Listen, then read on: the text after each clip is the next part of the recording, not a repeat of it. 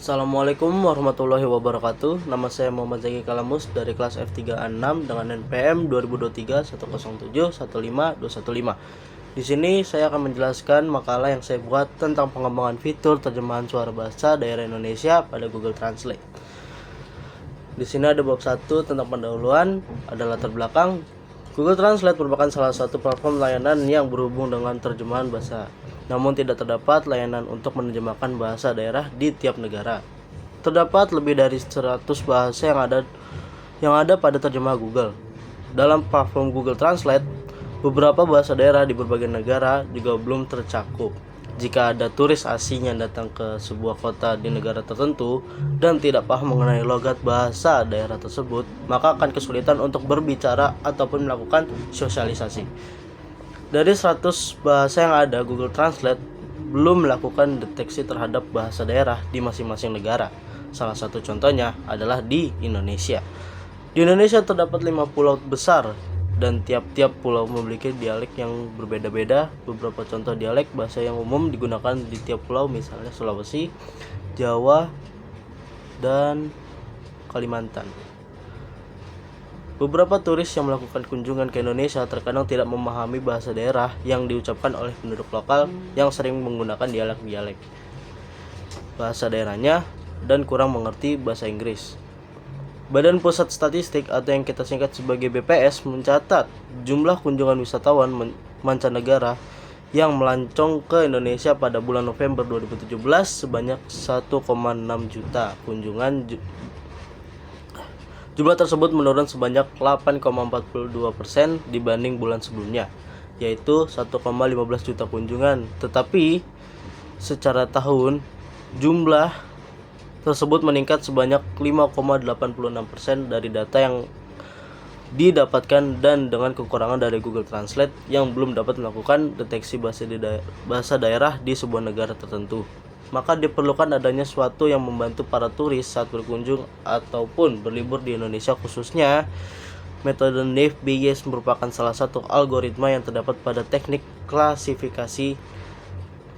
Naive Bayes merupakan pengklasifikasian dengan metode probabilitas dan statistik yang dikemukakan oleh ilmuwan Inggris Thomas Bayes, yaitu memprediksi peluang di masa depan berdasarkan pengalaman di masa sebelumnya, sehingga dikenal sebagai teorema Bayes. Teorema tersebut dikombinasikan dengan Naive, di mana diasumsikan kondisi antar atribut saling bebas. Klasifikasi Naive Bayes diasumsikan bahwa ada atau tidak ciri tertentu dan dari sebuah kelas tidak ada hubungannya dengan ciri dari kelas lainnya. Dari paparan di atas, penulis ingin melakukan penelitian untuk melakukan deteksi bahasa daerah di Indonesia dengan Naive Bayes yang hasilnya diharapkan menghasilkan deteksi bahasa daerah yang akurat untuk diterjemahkan ke bahasa Indonesia maupun bahasa Inggris. Di sini ada perumusan masalah. Berdasarkan latar belakang di atas, dapat disusun rumus masalah yaitu sebagai berikut. Yang pertama ada bagaimana melakukan deteksi bahasa daerah untuk diterjemahkan ke bahasa Indonesia maupun Inggris menggunakan Naive Bayes. Poin kedua, bagaimana melakukan tes akurasi deteksi bahasa daerah dengan Naive Bayes. 3. Bagaimana memberikan informasi mengenai bahasa daerah yang dideteksi. Di sini ada batasan masalah. Untuk penelitian ini diperlukan batasan-batasan masalah supaya penelitian bisa tercapai. Untuk itu, batasan masalah yang menjadi pembahasan berikut ini. Yang pertama adalah sistem ini dibuat dengan menggunakan bahasa pemrograman PHP dan MySQL sebagai database. Yang kedua ada sistem mendeteksi dengan Naive Bayes. Yang ketiga, data bahasa daerah yang diambil hanya beberapa bahasa saja, yaitu bahasa Sulawesi, Jawa, dan Kalimantan. Selanjutnya ada tujuan. Dengan persoalan dan masalah di atas, maka tujuan dari tugas akhir ini adalah yang pertama, melakukan mendeteksi bahasa daerah yang akan diterjemahkan ke bahasa Indonesia atau Inggris. Yang kedua, memberikan informasi mengenai bahasa daerah yang terdeteksi. Yang ketiga, ada memberikan deteksi yang lebih akurat dan arti yang lebih tepat dengan menggunakan metode Naive Bayes. Selanjutnya di sini ada bab 2 tentang pembahasan. Teknologi terjemah mesin telah mengalami perkembangan yang signifikan dalam beberapa dekade. Awalnya, sistem terjemah mesin mengandalkan pendeteksi berbasis aturan atau yang kita kenal sebagai rule-based machine translator yang mengandalkan kamus bilingual dan seperangkat aturan tata bahasa.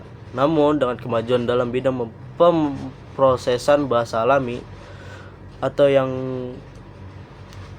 istilahnya dengan natural language processing, pendekatan berbasis statistik atau yang singkat sebagai SMT dan berbasis pembelajaran mendalam atau yang disingkat juga sebagai NMT semakin dominan. SMT menggunakan model probabilistik untuk memodelkan hubungan antara kalimat dalam dua bahasa, sedangkan NMT menggunakan jaringan saraf tiruan untuk mempelajari representasi latent dari bahasa sumber dan target.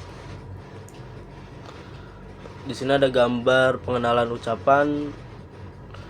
Pengenalan ucapan adalah proses mengubah sinyal audio menjadi teks. Sistem pengenalan ucapan modern umumnya terdiri dari beberapa tahap, yaitu pemrosesan sinyal, ekstraksi fitur, dan pengenalan pola fitur akustik seperti mel frekuensi, septical coefficient atau yang disingkat sebagai MFCC, dan spektrogram sering digunakan untuk mewakili sinyal audio.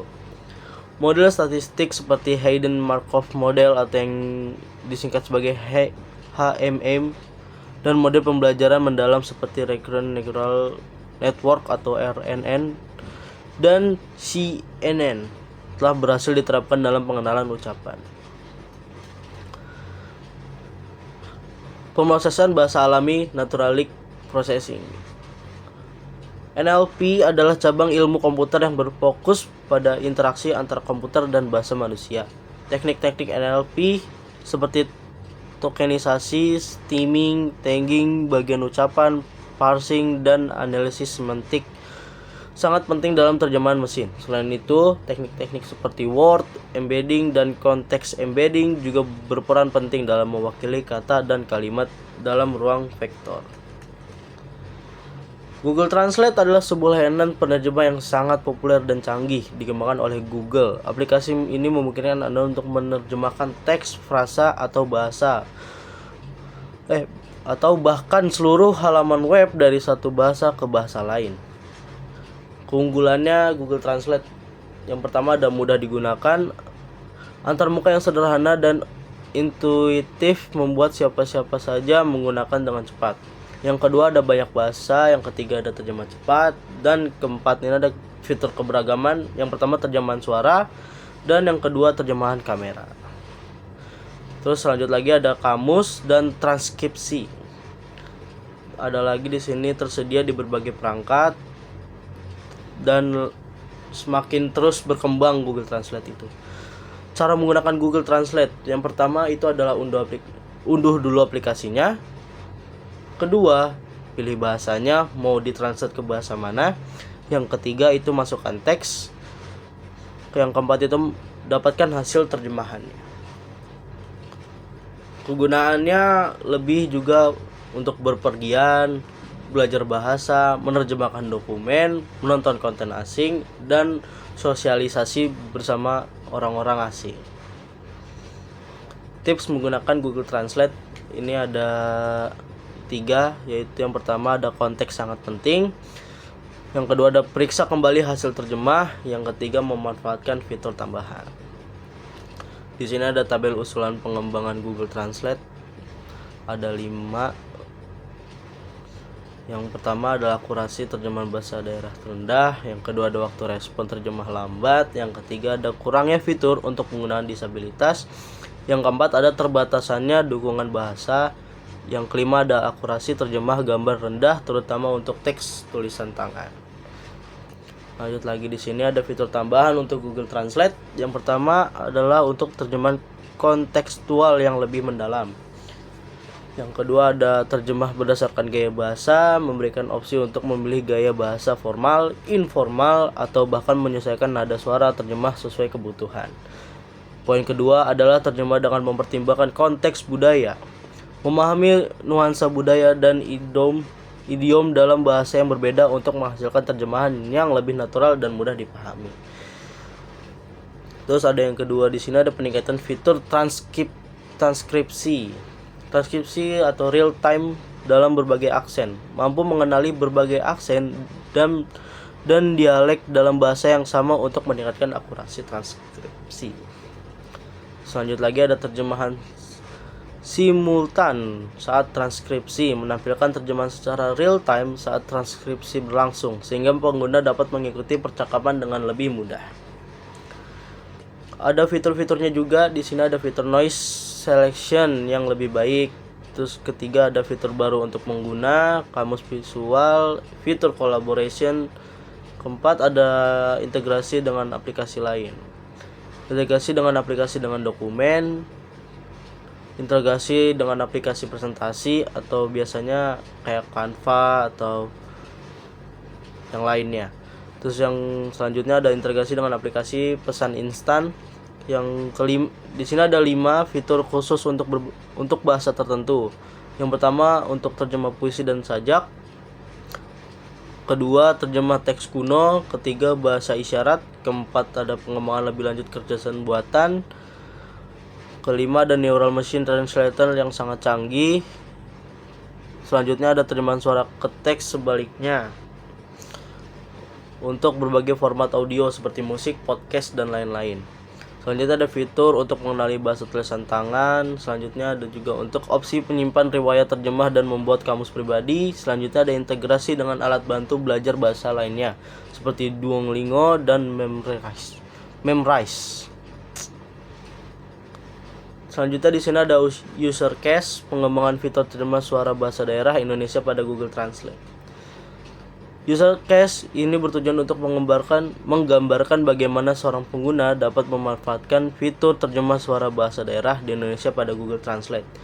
Dalam berbagai situasi sehari-hari, fitur ini diharapkan dapat mempermudah komunikasi antar penutur bahasa daerah yang berbeda-beda, serta memanfaatkan fasilitasi interaksi antar penutur bahasa daerah dengan penutur bahasa lainnya.